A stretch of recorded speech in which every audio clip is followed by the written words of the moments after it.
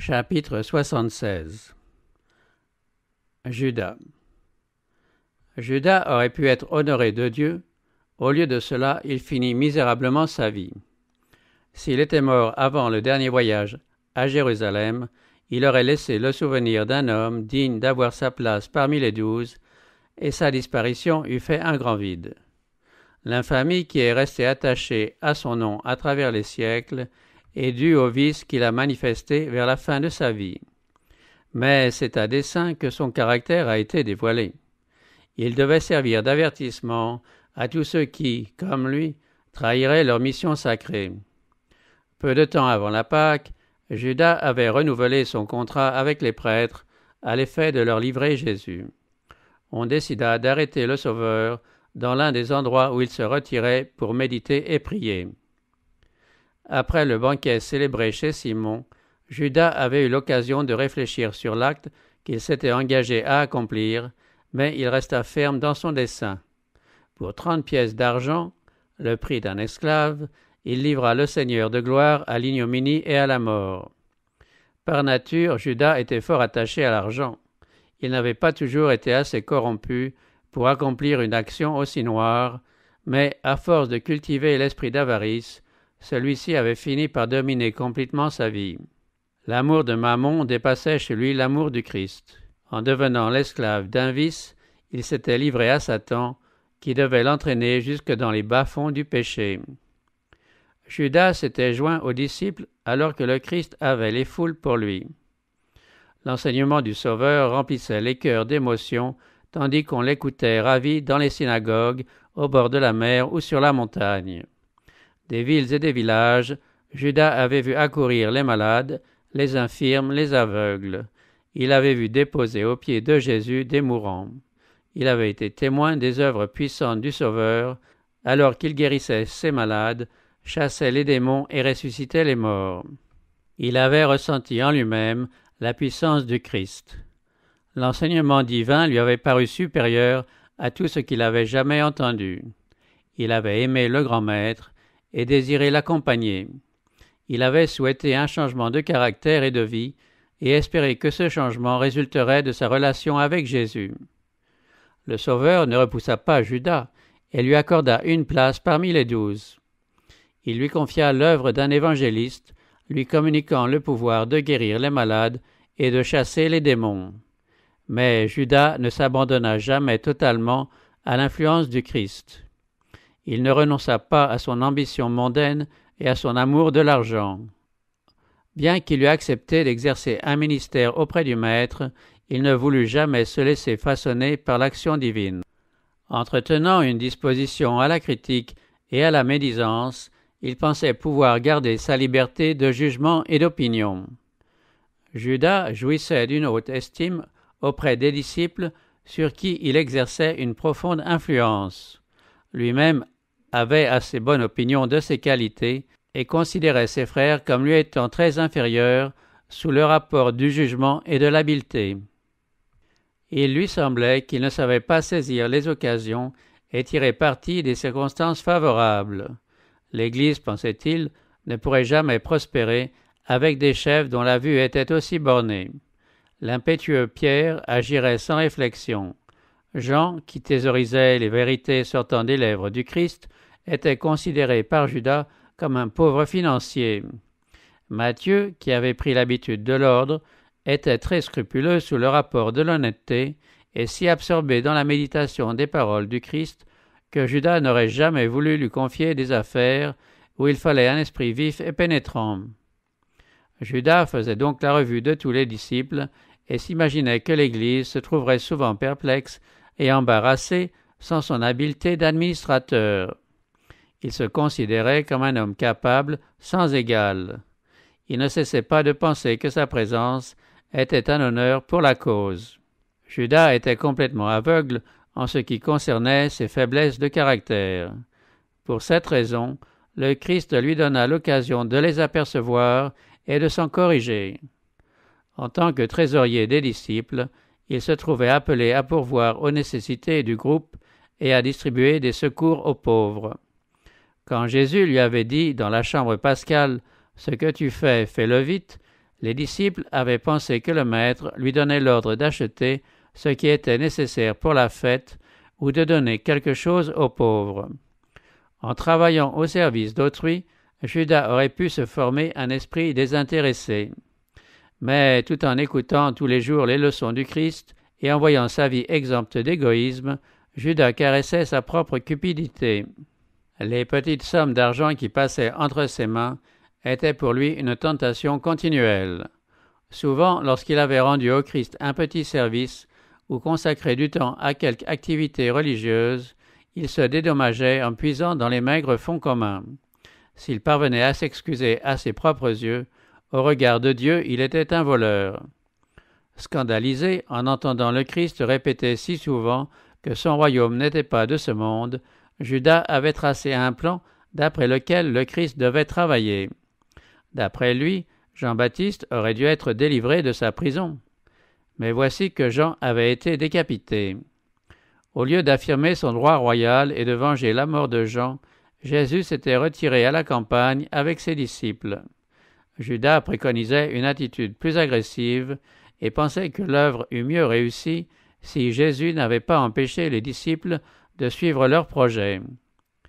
Il observait l'inimitié croissante des conducteurs juifs et s'étonnait de voir leurs défis rester sans réponse quand ils demandaient au Christ un signe venant du ciel. Son cœur était accessible à l'incrédulité et l'ennemi lui suggérait des pensées de doute et de révolte. Pourquoi Jésus insistait-il tellement sur des pensées décourageantes? Pourquoi prédisait-il des épreuves et des persécutions pour lui et ses disciples? C'est la perspective d'obtenir une haute situation dans le nouveau royaume qui avait amené Judas à épouser la cause du Christ. Ses espérances allaient-elles être déçues? Judas n'était pas convaincu que Jésus ne fût pas le Fils de Dieu, mais il doutait, et il cherchait quelque autre explication à ses œuvres miraculeuses.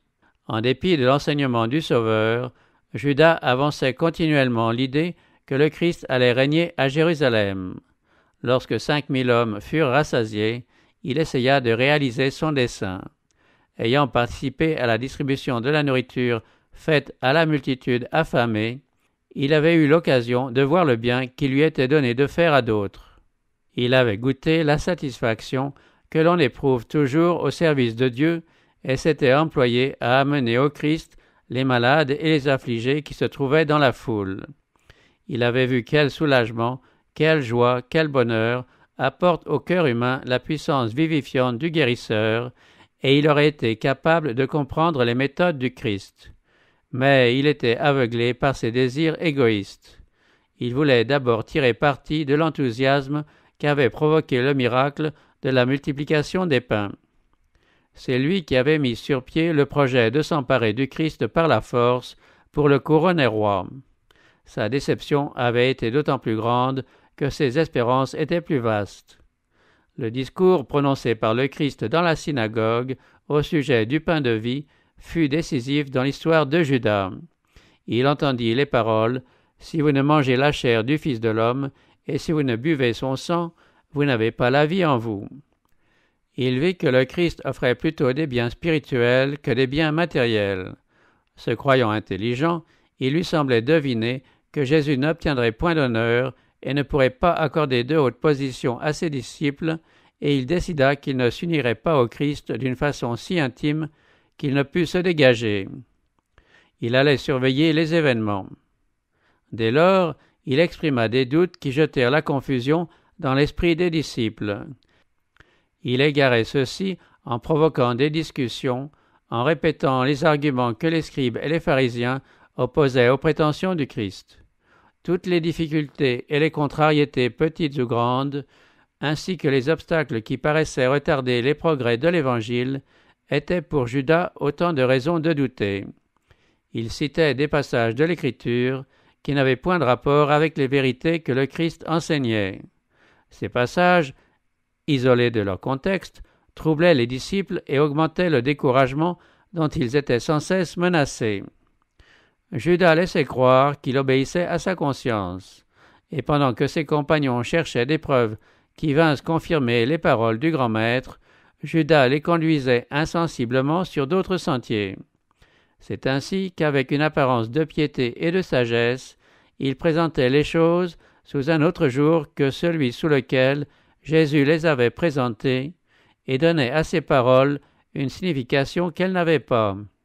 Les suggestions de Judas avaient pour effet de pousser constamment les disciples dans la voie des ambitions temporelles et de les détourner ainsi des choses importantes dont ils auraient dû s'occuper.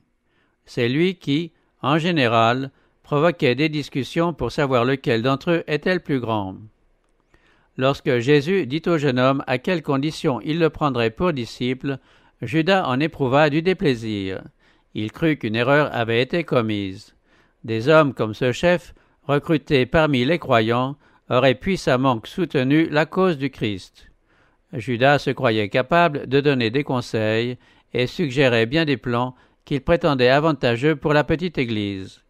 Ses principes et ses méthodes ne seraient pas tout à fait ceux du Christ, mais il se jugeait à ce sujet plus sage que son maître. Il y avait toujours quelque chose que Judas ne pouvait accepter dans tout ce que le Christ disait aux disciples. Sous l'influence du traître, un levain de mécontentement agissait rapidement. Les disciples ne se rendaient pas compte du danger, mais Jésus s'apercevait que Satan faisait endosser à Judas sa livrée et faisait de lui un instrument pour influencer les autres disciples.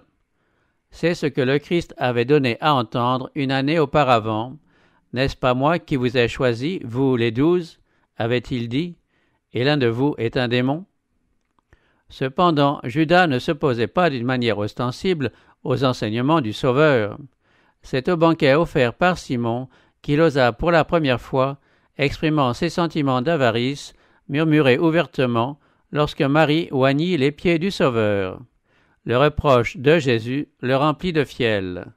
L'amour-propre blessé et le désir de vengeance rompirent leur digue et la cupidité qu'il avait si longtemps caressée prit complètement possession de lui. La même chose arrivera à tous ceux qui s'obstinent à jouer avec le péché. Les principes mauvais, non combattus et vaincus, offrent une prise aux tentations et l'âme devient captive de la volonté de Satan. Judas n'était cependant pas encore complètement endurci. Même alors qu'à 2 reprises il avait pris l'engagement de trahir le Sauveur, il lui restait encore la possibilité de se repentir. Pendant le souper de Pâques, Jésus avait montré sa divinité en dévoilant le dessein du traître. Il avait eu la bonté d'inclure Judas dans le ministère exercé en faveur des disciples.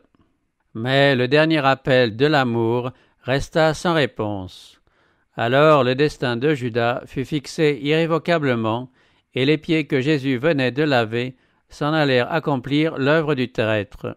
Judas raisonnait ainsi. Si Jésus doit être crucifié, il faut que la chose arrive. L'acte par lequel le Sauveur serait trahi ne changerait rien au résultat. Et si Jésus ne doit pas mourir, il se verra forcé de se délivrer lui-même.